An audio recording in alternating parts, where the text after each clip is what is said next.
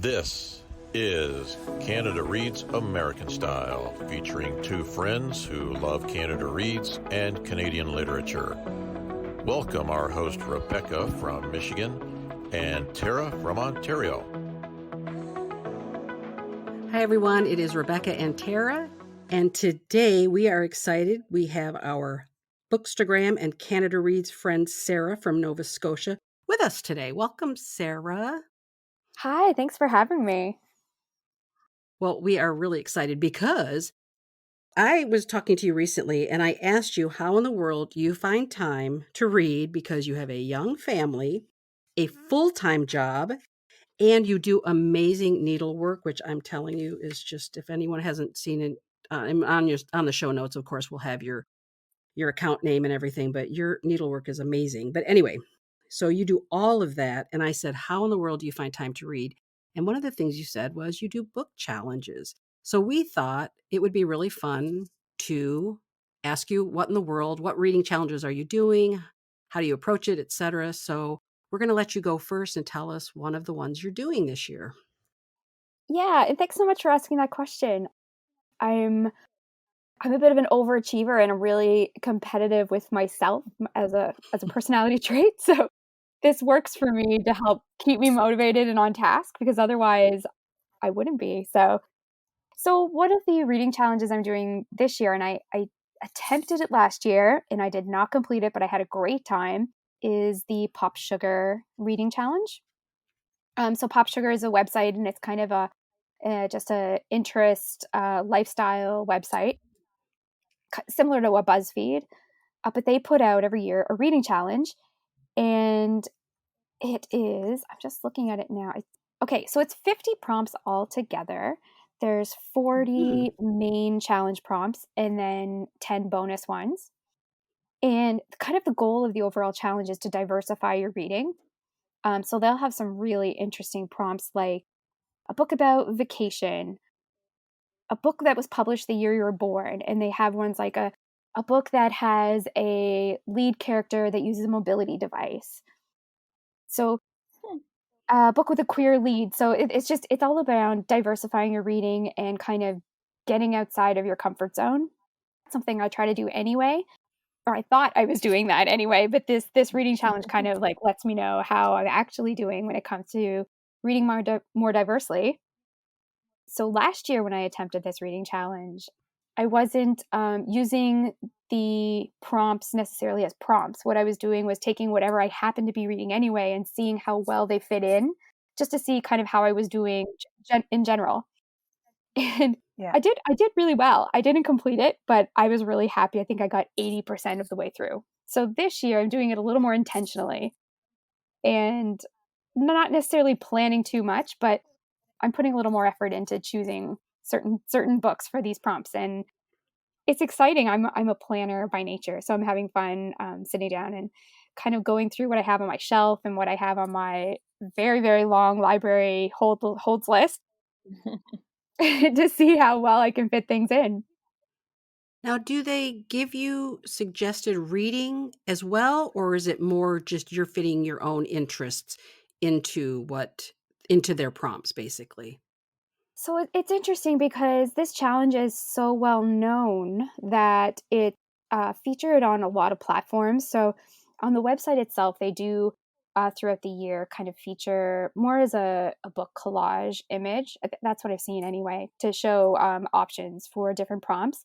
But if you go on Goodreads, or I do it on StoryGraph, people are so active that you can click on the prompt when you go under like the reading challenge tab in StoryGraph and you find your challenge.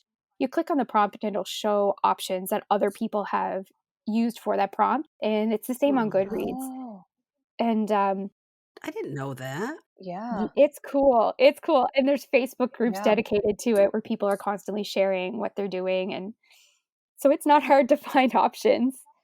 Okay, I'm such a lone wolf that I'm embarrassed to admit I've never even heard of this challenge, so I'm embarrassed to say it, but yeah. Anyway, but it sounds really awesome. Yeah. And that there is a community behind it already makes it less intimidating to find books as well. Yeah, and that's something that I did find difficult last year because I wasn't as involved in the community aspect of it. So Yeah. there were some prompts that I really struggled with, but once I found these groups and places to look for what other people were suggesting, it just was incredible. Like these people are so well read, and so they find these books, and I don't know where they get the ideas, but it's cool.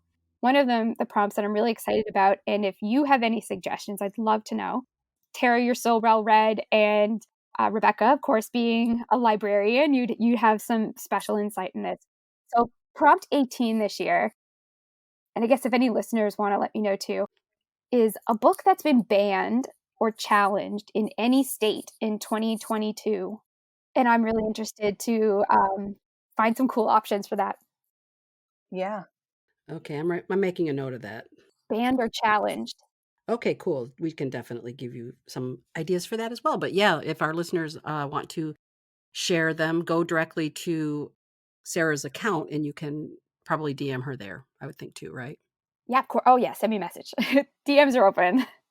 All right, awesome. Okay, Tara, what challenge are you doing? Okay. Well, that was really cool, Sarah. Thank you for introducing us to that one. So I'm not doing any organized challenges, but the two that I do this year are like my personal challenges because, like you, Sarah, I am competitive against myself, like not anyone else.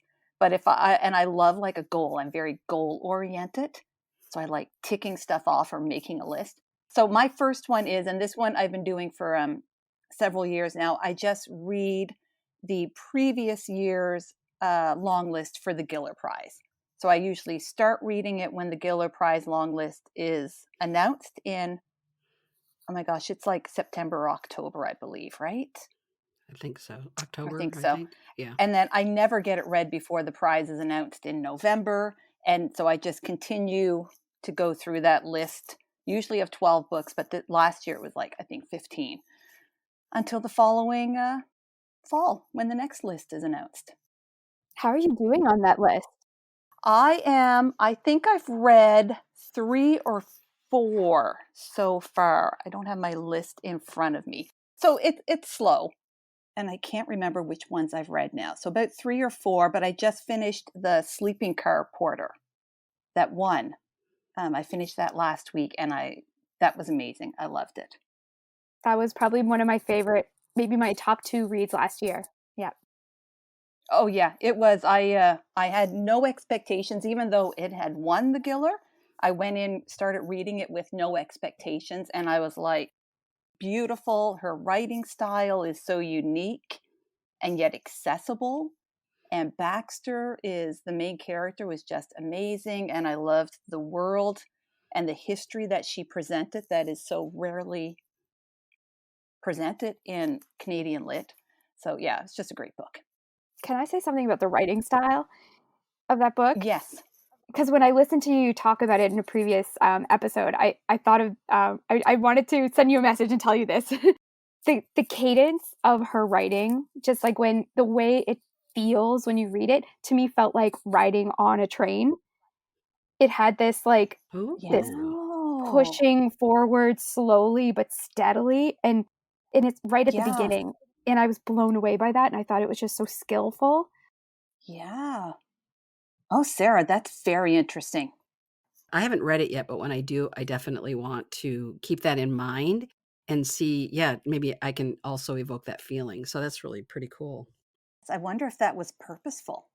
I wonder, because it was amazing. That is very, very cool observation. Now I want to read it again. Yeah, or at least reread the very beginning too. Yeah. Read the first paragraph. Yes. Now I had to wait like another 3 months though for the library book, but it'll be worth it. Okay. Well, my reading challenge that I am doing, and I don't think I actually mentioned this officially. Maybe I did, but I don't remember. And I hope I pronounce it correctly, but it's the Adabiat Book Club. And it actually is focusing on Arab literature. One of the things I am trying to do this year is read more countries.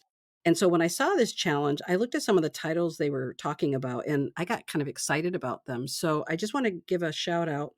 For February, they're reading If an Egyptian Cannot Speak English by Noor Naga, which is I think, Terry, you said was on the Giller list this Yep. year, right? Yeah. Okay. Long list for sure. I can't remember if it was on the short list. Do you remember, Sarah? I think it was. I don't. Yeah, I think it may have made the short list. And then in March, they will be reading The Disappearance of Mr. Nobody, and that is by Ahmed Taboui. And then in April, they'll be reading Granada by Radva Ashur. Anyway, I'm really interested in those titles because I think Arabic literature or Arab literature isn't necessarily something I see a lot on Bookstagram, or at least the people I follow. And so I'm excited about doing that challenge. And so again, in the show notes, we'll be putting the names of these challenges in. So if you're interested in them, you can access them yourself. So yeah, that's my first one. That sounds Nice. fantastic. I can't wait to see your titles. You're reading for that. Yeah. Okay. So Sarah, what's your next one? So I was trying to look through and pick another good one to talk about because I have a big list set up in my StoryGraph account because I use challenges in two ways. So one way, like I mentioned, to kind of challenge myself to diversify and to reach a goal. But otherwise, I use them just for tracking in general because I love tracking things. So StoryGraph has a number of there's a number of challenges, like their StoryGraph Reads the World. And I join that every year. And they just keep going. Like it doesn't end. And so as I read a book set in one of their country prompts, I just check it off. So that's kind of fun. And then they have like a genre one. And one of the other ones that I use for tracking is the Rory Gilmore reading challenge because I'm a big Gilmore Girls fan. Yeah. This has 407 books in it. So it's not one to really complete. Oh my Lord. Yeah. And some of them are just like read the Odyssey and read like the Fall of Rome. But I guess the one that I'm taking as seriously as the POPSUGAR this year is Tolkien's Middle-earth Books Reading Checklist is the name of it. I'm a big Tolkien fan. And I've read The Hobbit and the 3 Lord of the Rings, and that's it. And I love them. Yeah. But there's so many others. And now they're not solely JRR Tolkien. They're usually were published postmortem with the assistance of his family. Yeah. So there's more than I even knew. So there's 25 in this list. And wow. Last year, I know. I did not realize he had that many books. Well, I didn't either. I knew he had several others, but I didn't know it was this many. And last year I really wanted to read them. This was a last year plan and that didn't happen. And so I really wanted to do it this year. So yeah, so that's the one I'm focusing on right now. And I've already read The Hobbit. And now I'm on to one called, what is it called? I think it's called Tolkien's Letters to Father Christmas, something like that. And it's really neat because apparently when his children were young, he would, I don't know if there's any children listening to this podcast, but this might be a good time to just pause for a few minutes or tuck away. But so warning, Tolkien would actually write letters to his children on behalf of Father Christmas, and they're really incredible. And they, over time, they expanded to include other members of Santa's family and other people from the North Pole and characters. And there's allusions to some of his work that was coming up. So he was at the time, I guess, writing some of his popular books. So there's allusions to goblins and other things in some of these letters as time went on. So it's a really interesting personal glimpse into what was happening in his family and tying it into his writing. So what is the word, Rebecca, for the term for the genre when a book includes like letter writing? Yeah, it's epistolary. Epistolary. So it would definitely fall into that category because a lot of the book is actual images of his letters. So you see his handwriting, and that's really cool. That sounds amazing. I may have to add that too because I've started reading like Christmas themed books in December. So I may have to add that to my list for next Christmas. That sounds really cool. You definitely should. And yeah, I just happened upon it. I was at work one day. I'm a librarian, so I was at work one day and somebody had put this book on hold, and it came across my counter, and I I decided I was the next one on the list. Now, Sarah, So when you do a challenge like that has so many books in it by a certain author, are you hoping to read all of those this year? Or do you look at it as like a longer term goal, like challenge for yourself? So yes to both. So Okay. I'm going to read as much as I can this year Yeah. with the, aiming to finish it because that's that competitive side. But, realistically, I have a lot on my plate, like Yeah. Rebecca mentioned. So realistically, it's probably going to continue into the next year. And I think that would actually be really fun. Yeah. Oh, can I actually ask you another quick question? You had mentioned StoryGraph. Yeah. So I've heard tell of it. How would you rate it like compared to like Goodreads? So, okay, I find it more user friendly than Goodreads, where Goodreads has a very message board feel to it. Yeah. I really like the interface of StoryGraph, and I jumped into it last year or the year before, and I've seen big improvements since then. It took me a while to get used to it because I was a big Goodreads user, but I actually got locked out of my Goodreads account for some reason. I decided that it was a good time to jump away and yeah, one less Amazon thing I'm gonna attach myself to. So Yeah. I jumped to StoryGraph and I'm loving it. There's some things that I think Goodreads does a lot better, and it's the community aspect and connecting with authors and whatnot, and the actual database of literature in Goodreads because it's been around so much longer is a lot stronger. But Mm-hmm. StoryGraph is continuously being added to, and they just added a giveaway feature that's really popular on Goodreads. So it's not very strong yet, but they've added it in, and it's been fun.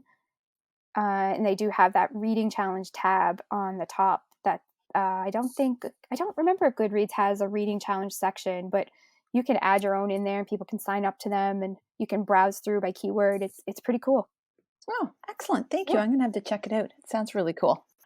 Okay, my second challenge that I do is one that I've set for myself, and it's an Agatha Christie challenge. And it is going to be a several years long challenge. I started it last year. I did poorly. I think I only read 3. I loved them, but I only read 3 or 4. So I'm more focused this year. I would like to read 1 a month, perhaps. And we'll just see how it goes. Her catalog is huge. It's huge. It's Yeah. huge. I started writing a list of them so I can like tick them off as I go through. And I'm like, I made it through the Poirot books, and I went, yeah, now I'm done. I'll wait until I get through the Poirot books, and then I'll look at the other books. It was huge. Yeah. I was going to ask you, are you focusing on like one of the series to go start to end, or you just Yeah. I'm going to focus on the Poirot because I didn't realize how many books she had, and it was really intimidating. So, although the Miss Marple books, I'm intrigued by because I haven't read any of those. Yeah, we'll see if I stay true to the Poirot. now are you going to watch some of the movies? Because one of the things I'm doing with the Tolkien is I'm going to watch the movies along as well and make it a whole thing. So are you going to do Mm. that with Agatha Christie? I have no plans to. I'm not saying that it won't happen. It didn't even enter my mind actually. But that might be kind of fun too. All right. For my second challenge this year, again, it's all about trying to read more books from other countries and get different perspectives. And so there is an Instagram account, Bookstagram account, called Read Around the World Challenge. And what's interesting, and I'm going to ask you, Sarah, a question about that in a second, but what they do when you sign up with them, you actually select which continent you want to read. And then once you accept that one or pick that one, or you can pick more than one, but I picked one to start with, but they will then unlock a reading list for you.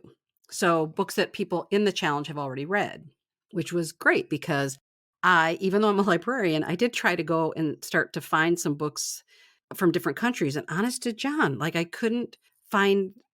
just couldn't find enough. And mostly I'm looking obviously in our own catalog. And so it could be the failure of my library systems to have literature, a lot of translated literature, that could be part of it.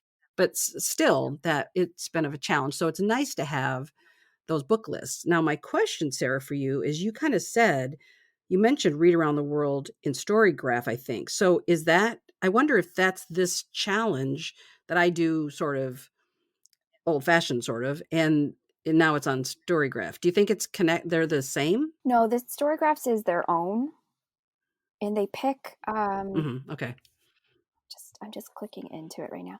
They pick 10 countries each year, and Oh, yeah, okay. as suggestions. And this year has like Argentina and Cuba, Italy, Trinidad and Tobago, Syria, and others. But so yeah, you can click on the country name and it'll give you a list of books that other people have added. Okay. I think I'm gonna take a look at that because yeah, I think I'm gonna, because I am on StoryGraph, I just haven't done anything with it, so I think I will definitely check that out. Not to say I still won't do this, because even with this challenge I'm doing, obviously, if I read a book that isn't on their list and I post to their or tag them, I mean, it's all fine. I can read anything I want, obviously, in this challenge, but I think I'm gonna check out StoryGraph then, so thank you for letting me know about that. Yeah, it's something fun to look at anyway. Yeah, I'm intrigued by StoryGraph actually. So, Sarah, is there anything else you would like to add about your reading challenges or just how in the world you find time to read with such a busy life? I guess something else, just one more thing about the reading challenges I'll say is that although I set these kind of goals and limits for myself, I never stick to them. That's the first thing I decide going in. So I rule out disappointment in the beginning because I refuse to feel bad. Like failure is not a thing that happens. Mm-hmm. It's all fun. So I'm always adding things in. So POPSUGAR was introduced to me last year by a coworker of mine, and it wasn't until probably 4 months into the year that I even learned about it. I mean, and I had already had goals set up then, so I added to my plans, I changed my plans, and I think anybody who's interested in reading challenges and whatnot, I would just recommend, like anything, be flexible, give yourself lots of grace, patience. Mm-hmm. Don't be too hard and fast about anything because there's lots of stuff out there. And you don't want to get partway through the year and think like, oh, I'm not having fun, but I made this commitment. You don't have to do that. And that just makes everything fun and you're just going to quit anyway. So that's my big recommendation. And that is something that actually helps me read so much because I carry over the same philosophy. I quit books all the time. I used to have trouble with that, but now I give it 50 pages. If I'm not engrossed and, dying to drop everything and read something within 50 pages, I'm moving on. I might add it to a list to pick up at another time because maybe it's just not the right book at the right time. But I've completely, in just the last couple of years, gotten rid of my being a stickler to if I start a book, I have to finish it. And I hear that all the time when I'm working at the library, people coming in and saying, I'm just not liking this book, but I feel like I have to finish it. And I'm on a mission to free people of that. So I make room for just the things I'm dying to read. And that really helps. What's another tip I can give? I grab little pockets of time. I'm up early, but not by choice. My kids get up early. So while they're eating their breakfast, I don't like to eat at 5 in the morning. So I'll sit with my coffee and I'll read it at the table with them to myself because they're usually not kid appropriate, but I read while they're eating and we chat and then my kids get to see me reading, which is a great thing for them to see. And Mm-hmm. Absolutely. I read on my lunch breaks. I try to read in the evening, but I'm not like a in bed reader. I fall asleep too quickly. But yeah, I grab little pockets of time. Do you listen to audiobooks? I do. This is a tough one for me. I really struggle with audiobooks. I think it's part attention span. I do really well with a nonfiction. A nonfiction audiobook can usually hold my attention, or at least I find you don't have to be 100% on the ball with a nonfiction book for every sentence. But with a fiction, for me, something can change in a sentence. There could be a new character Yeah. come in or a new location, and I miss it. So I find like a memoir, I love a celebrity memoir, especially as an audiobook. If they're reading it, I just love that. Yeah. Yeah. But I can't do a fiction. I'm the same way. I find I can now listen to fiction better than I used to, but nonfiction is easier because you're right. If you just drop the ball for 1 minute, a new character could come in and you're like, what am I missing? Like, who is this? Now you're lost. Yeah. Can I just say, I just had to go. It takes me a half hour to get to Costco. So I thought, I just going to just look for a little, audiobook I can listen to. So honestly, I've never read Frog and Toad. So I downloaded Frog and Toad. Oh, And I have to Yeah. tell you, I love Frog and Toad so much. And it turns out I'm Frog and my sister is Toad. And I didn't tell her that yet, though. And she doesn't listen to the podcast, so it's okay. But anyway, I absolutely loved it. And I thought, I think I'm going to do that because I love children's books anyway. And I thought, what a fun thing to do, because then if I miss something, it's not a big deal. It's a kid's book. Yeah. They're not saying anything really, really complex. But I thought, I think I'm going to start doing that more, is just listening to children's literature, which always makes me smile. So, yeah. That's a great idea. I did the same thing last year with The Wizard of Oz. Yeah. Oh. I had to do a long drive, about 5 hours, and I think that was about the length of the book. And it was great because I know the story. We all know the story of The Wizard of Oz. So it was, I didn't have to pay strict attention. I could still watch the road and be aware of my surroundings, but it was so fun. It was perfect, and it didn't go on forever, and it was great. Well, Sarah, I just want to say thank you so much. I'm glad you and I touched base. Like I said, as soon as you said reading challenges, I thought we have to really talk about this, because I think a lot of people, I hadn't really ever done reading challenges ever, probably in my life. I've always just read what I want to read, but I think it's a great way to get people sort of focused. But I love what you said about, giving yourself some grace and not holding yourself to this really tight schedule and you must complete everything. So I just want to say thank you so much for joining us. And Tara, do you want to add anything here at the end? Oh, same thing. That was some great advice you gave, Sarah. And I also want to thank you personally for telling us more about StoryGraph, because I'd heard of it but hadn't looked into it. But now I'm really intrigued by it. So thank you for that. Yeah, you're welcome. And let me know what you think when you try it out, and I'll send you a message with my username so you can add me as a friend. And I want to keep us updated, especially near the end of the year, anyways. But throughout the year on your challenges, that would be fun. Absolutely. Thank you, Sarah. Thanks so much for having me. Thank you for joining us on our bookish journey. If you enjoyed this episode, please consider subscribing, rating, and reviewing Canada Reads American Style wherever you listen. You can connect with the podcast and Rebecca on Instagram at Canada Reads American Style, and with Tara at On a Branch Reads. Until next time, keep reading.